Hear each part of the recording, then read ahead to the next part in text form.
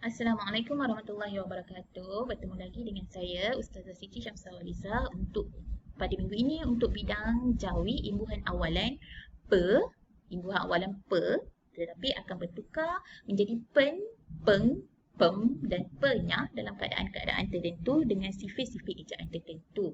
Jadi sebelum saya meneruskan, saya nak menyatakan di sini bahawa saya mengajar untuk anda semua faham bagaimana untuk mengeja jawi. Bukan dalam istilah bahasa tetapi dalam bagaimana kamu nak mengeja jawi. Bila apa yang kamu kena gantikan huruf tu kepada huruf jawi yang kamu perlu pelajari. Okey, jadi mari kita lihat seterusnya.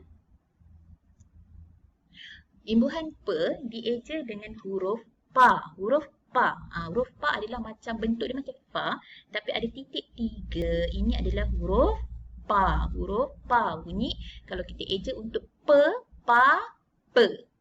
Untuk perkataan bila kita gunakan pa dieja dengan pa, pe. Okey, apabila dia bertukar menjadi pen, ada penambahan n, dia akan jadi ejaannya pa dan juga nun.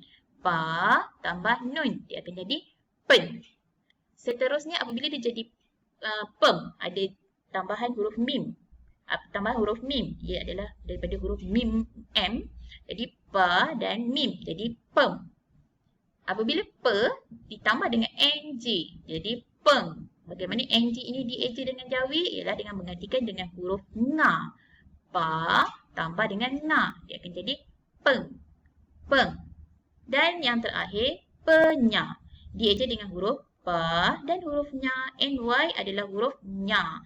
Dalam jawi huruf ny ada diganti dengan huruf nya. Okey, mari kita lihat seterusnya. Sifat ejaan imbuhan yang pertama iaitu imbuhan dieja apabila penambahan pada kata dasar yang bermula dengan huruf mim, nun, lam, nya dan ra. Apabila bertemu dengan kata dasar yang dieja dengan huruf jawi mim, huruf jawi nun, huruf jawi lam, huruf jawi nya, huruf jawi ra, dia tidak ada perubahan, hanya ada penambahan sahaja. Contoh, pertama, pemalu. Tambah je dengan malu. Jadilah pemalu. Pa, mim, alif, lam, waw. Pemalu. Dengan huruf nya. Huruf nya. Jadilah contoh yang saya bagi, penyanyi. Tambah je, penyanyi. Dengan huruf lam, peladang. Jadilah dia peladang. Dieja biasa saja. Peniaga. Peniaga dengan huruf nun.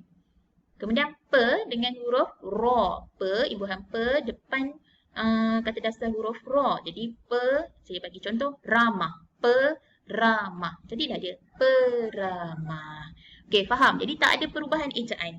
Pa tambah dengan perkataan tu, perkataan apa pun, mim, nya, lam, nun, ra, tak ada apa-apa perubahan, dieja macam biasa, tambah saja huruf pa di depan dia. Okey, jadilah dia perkataan berimbuhan Tapi dalam keadaan tertentu, dia akan berubah pula jadi pen. Pen. Pen ialah pa tambah dengan nun jadi pen. Dieja dengan kata dasar yang dieja pada awalnya dengan huruf ca, dal, jim dan ta. Ca, dal, jim dan ta. Tetapi dalam beberapa keadaan huruf ta, nampak tak ni? Huruf ta akan digugurkan pada ejaan. Saya akan terangkan nanti bagaimana digugurkan pada ejaan. So, mari kita tengok contoh. Okey. Tengok pada carta saya. Huruf depan ni ca, dal, jim, ta dan contoh kedua ta. Ta yang pertama hitam sebab tidak digugurkan pada ejaan. Ta yang kedua biru sebab nanti dia akan digugurkan pada ejaan. Jadi kita tengok satu persatu. Okey. Pen tambah curi. Ca, huruf ca tadi kan. Pen tambah curi. Dia akan dieja macam biasa je. Pen, cawau curoyari. Pencuri. Kemudian, pen tambah dengan daki. Daki ni bukan daki badan tapi pendaki. Bila pen campur dengan daki, orang yang mendaki. Daki. Mendaki tu dia memanjat gunung, memanjat bukit. Itu pendaki. Okey, kata dasar daki. Okey, kemudian pen dengan kata dasar jual. So, tambah saja penjual. Jadilah dia penjual. Kamu pun tahu orang yang menjual itu adalah penjual. Kemudian pentadbir. Pen tambah dengan perkataan yang kata dasar yang bermula dengan huruf ta, dia jadi pentadbir. Jadi akan jadi macam biasa juga. Pen tambah tadbir. Siapa pentadbir? Pentadbir sekolah. Pentadbir alam. Allah Subhanahu Wa Taala sebagai pentadbir alam. Okey, tetapi macam ni kita lihat kepada contoh ta yang digugurkan pada ejaan. Pen, imbuhan pen kamu tak nampak kat sini, so saya tunjuk yang atas lah. Sorry. So pen tadi kita tengok balik semula. Pen dengan terbit.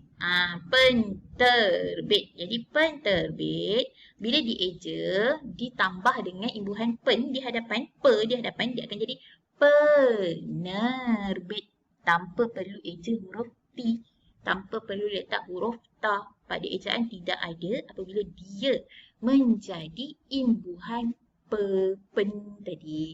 Penerbit. Okey, faham? Dia akan jadi masuk terus. Penerbit. Dia tak jadi penterbit. Salah kalau penterbit tu bahasanya salah dari segi bahasa. Okey, jadi kita pergi kepada imbuhan yang seterusnya ialah imbuhan pem. Pem dieja dengan huruf pa dan mim. Pem. Pa dan mim. Pem. Untuk apabila bertemu dengan kata dasar yang dieja dengan huruf yang bermula dengan huruf ba dan juga pa. Huruf ba dan juga pa. Tetapi huruf pa ni kalau bertemu dengan pem, huruf pa akan digugurkan pada ejaan macam ta tadi tu. Sekarang kita nak tengok macam mana pula pa ni digugurkan. Okey, kita tengok contoh. Kat sini ada banyak contoh huruf ba. Sebab ba ni tidak digugurkan. Sebab tu dia salah tulis je warna hitam je. Pembeli. Ba, be, lam yali. Beli. Pem tambah dengan beli, pembeli.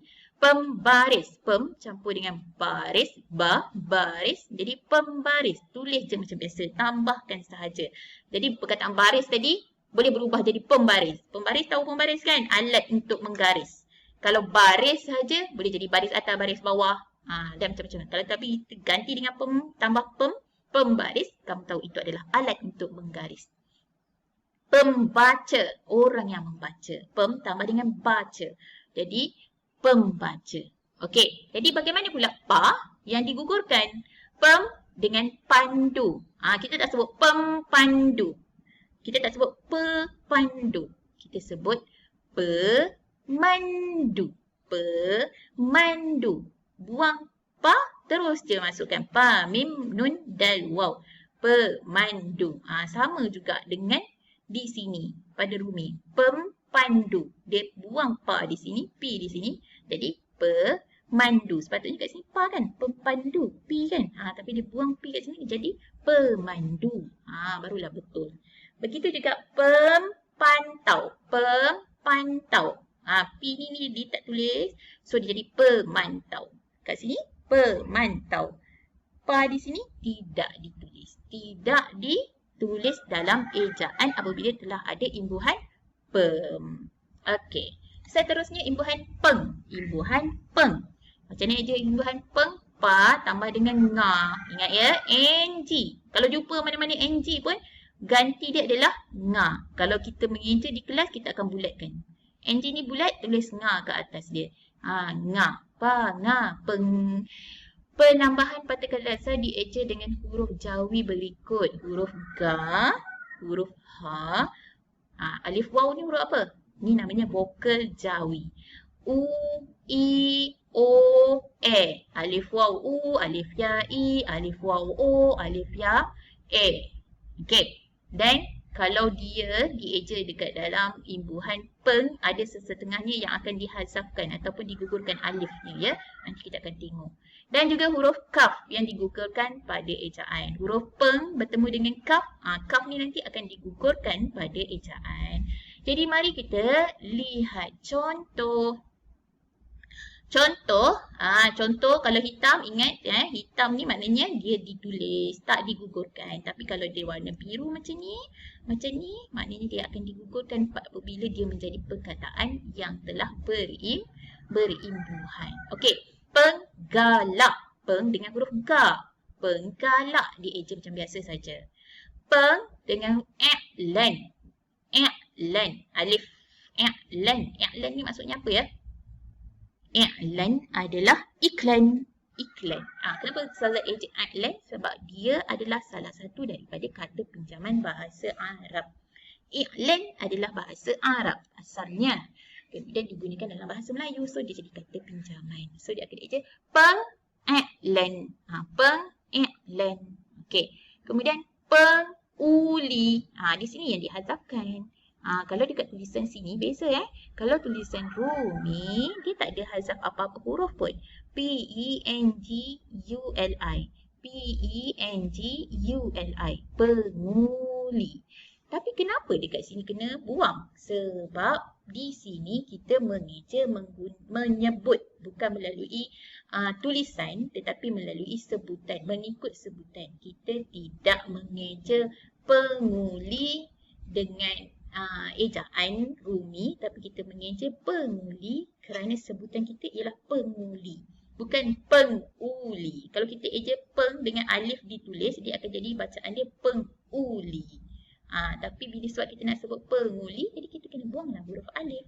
Penguli. Macam tu juga dengan pengolah. Kalau Rumi dia tak buang. Tapi kalau Jawi dia kena buang alif supaya dia jadi sebutan dia pengolah. Bukan pengolah. Okey, seterusnya. Pengkarya. Ini kaf yang tidak dibuang. Yang tidak dibuang. Tak digugurkan pada ejaan. Tapi kalau yang digugurkan dia jadi pengarang. Peng dengan karang. Orang yang mengarang buku. Kalau kamu tengok dekat dalam buku teks kamu, dia akan ada perkataan pengarang. Asal dia sebenarnya pengkarang. Sebab dia mengkarang. Tapi untuk sebutan yang betul dalam bahasa, dia jadi pengarang. K dibuang. Kaf digugurkan pada ejaan apabila ada imbuhan peng. Ada imbuhan peng. Okey. Seterusnya, penya. Penya ni dieja dengan kata dasar pada huruf sin. Tapi digugurkan pada ejaan. Sin ni nanti dia akan digugurkan pada ejaan apabila bertemu dengan penya. Imbuhan penya. Okey. Tetapi huruf sin ni apabila bersama dengan imbuhan imbuhan yang mula-mula tadi, yang tu dengan sin, saya letak di sini sebab dia sin. Jadi dia tidak digugurkan. Nak tengok contoh? Jom kita tengok contoh. Pensapu. Kita tak sebut pensapu. Kita sebut penya. Sebab tu kita gunakan imbuhan penya. Penyapu.